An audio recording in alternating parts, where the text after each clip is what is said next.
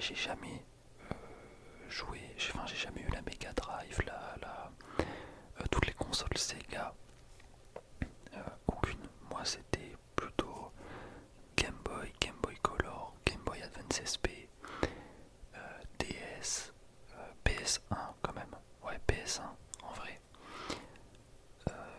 Enfin bref, voilà, je vais pas raconter toutes les consoles, il me semble que j'avais déjà fait une vidéo là-dessus. Mais là je sais pas pourquoi je m'en suis rappelé d'un jeu ce matin et je me suis dit oh putain, il faut que j'en parle.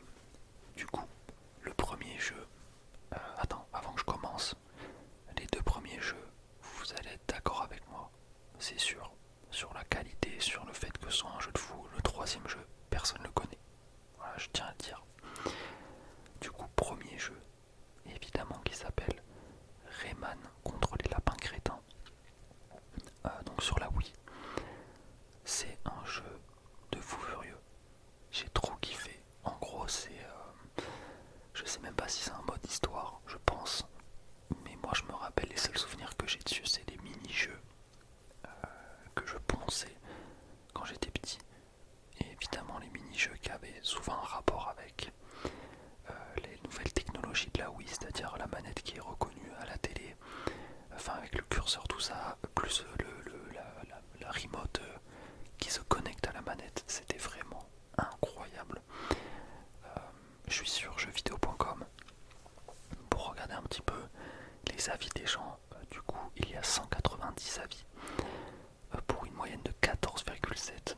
Et qu'est-ce que disent les gens pour moi? Alors c'est marrant, il y a un avis à 14 sur 20, l'avis juste en dessous, il est à 0 sur 20.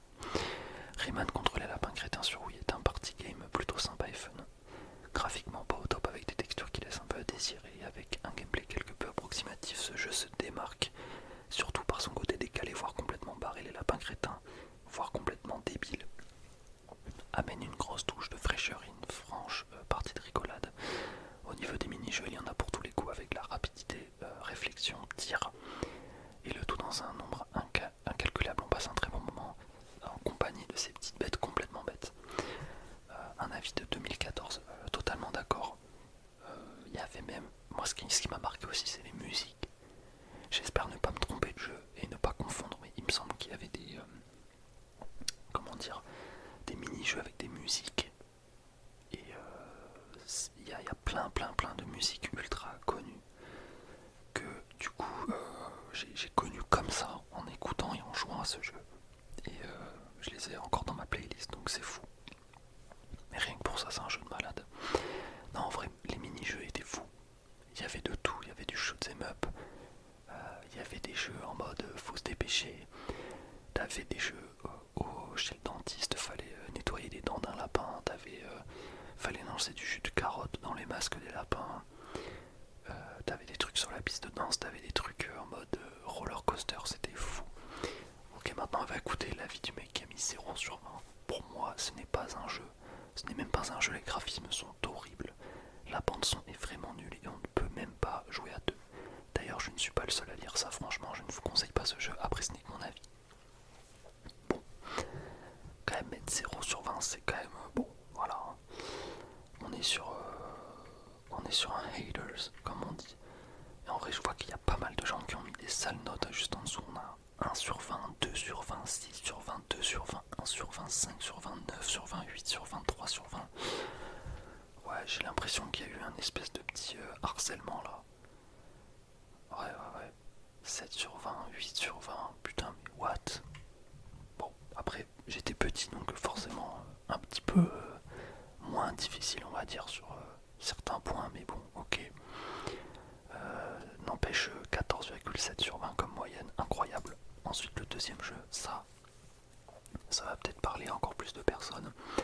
C'est Mario et Luigi, Voyage au centre de Bowser, sorti le 9 octobre 2009, avec pas moins d'une moyenne de 17,9 sur 20 pour 573 avis. C'est un espèce de RPG, le jeu, où tu joues Mario et Luigi. Et il me semble que c'est du tour par tour et t'as des attaques. Et le but, c'est que du coup, tu es dans Bowser, il me semble. Je crois qu'il y a un truc comme ça. D'où le titre, du coup.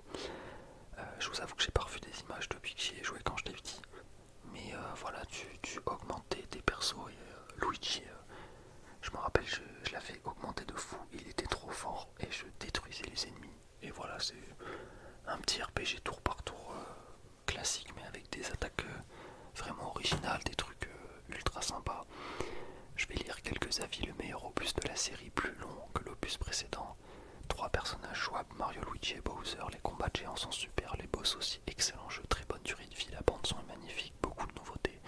Les divers mini-jeux de rythme pour aider Bowser sont une excellente idée. Ok. Autre avis, Mario et Luigi Voyage au centre de Bowser est le meilleur jeu de la saga Mario. On peut contrôler les 3 personnages. Ce qui est marrant, c'est que les 2 ennemis jurés vont devoir céder pour sauver le royaume champignon. Ouais, ok. Il y a beaucoup d'excellentes notes. Oh là là là là. Là par contre, j'avoue que c'est assez carré. Je vois pas une note en dessous de 16 ou même non, en dessous de 17. Ouais, pas une seule note sur la première page. Truc de fou. Les gens sont comme moi, ils ont totalement poncé le jeu, totalement apprécié. Et je vois même que je peux l'acheter sur Amazon pour la modique somme de 17,80€. Ça donne envie. Ça donne totalement envie. Enfin bref, je regarde un petit peu les screenshots. Et oui, c'est vrai que tu pouvais soigner, il me semblait, les persos, tout ça. Et oui, tu faisais des attaques et tu devais spammer les boutons. Non mais c'était incroyable. Ah, c'était vraiment incroyable. J'ai presque envie d'y rejouer. Et du coup, pour le dernier jeu, alors ça par contre, il y a 2 avis sur ce jeu pour une moyenne de 12/20. Et c'est sorti en 1989. Ce jeu, je l'ai eu par hasard. C'est juste parce que ma tati avait acheté une Game Boy à l'époque où ça avait explosé. Donc en vrai, il y a moyen que ce soit dans les années 90. Et elle avait acheté le jeu Boxel. En gros, c'est un espèce de petit bonhomme. En gros, c'est un jeu de comment dire, où tu dois réfléchir, j'ai plus le mot. Mais en gros, voilà, t'arrives sur une map, t'as des petits points noirs et tu dois mettre des boîtes en bois, genre des espèces ouais, c'est ça, des boîtes sur ces points noirs. Et évidemment, plus les niveaux avancent, plus c'est difficile. Et je me rappelle que j'ai jamais réussi à finir le jeu tellement où normalement ça devient chaud, quoi, vraiment. Alors, on va lire les 2 avis, il n'y en a que 2 de toute façon. Le premier, il a mis 11/20. Si l'idée directrice de pousser des boîtes au bon endroit est assez sympa, ce jeu devient malheureusement vite très compliqué et aussi assez lassant. Il n'existe aucun bonus ni événement pour pimenter le jeu. Cela se réduit donc à un bon jeu de casse-tête mais terriblement austère. Exactement, c'est ça que je recherchais dans ma tête, c'était un jeu de casse-tête. Bah écoutez, je suis plutôt d'accord avec lui, surtout que la musique, il me semble qu'il n'y a que littéralement une musique dans tout le jeu et au bout d'un moment ça casse la tête. Mais encore une fois, j'étais petit et je me rappelle que j'en avais bien chié sur ce jeu, mais j'avais bien apprécié. Deuxième avis, 13/20. Cet ancien jeu est sympathique mais vraiment lassant au bout d'un certain temps. On peut très vite s'accrocher mais c'est dur. Personnellement, j'ai arrêté au second monde, fait pour amateurs de jeux de casse-tête. Alors je savais même pas qu'il y avait plusieurs mondes.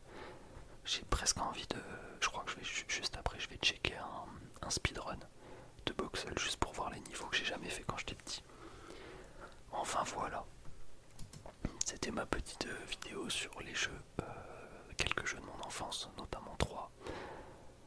J'espère que ça vous aura plu. Évidemment, il y a tellement d'autres jeux. Mais je ferai d'autres épisodes, je pense. Parce que je sais pas, j'aime bien faire ces petites vidéos où je discute un peu des vieux jeux de l'époque. Ça me fait kiffer.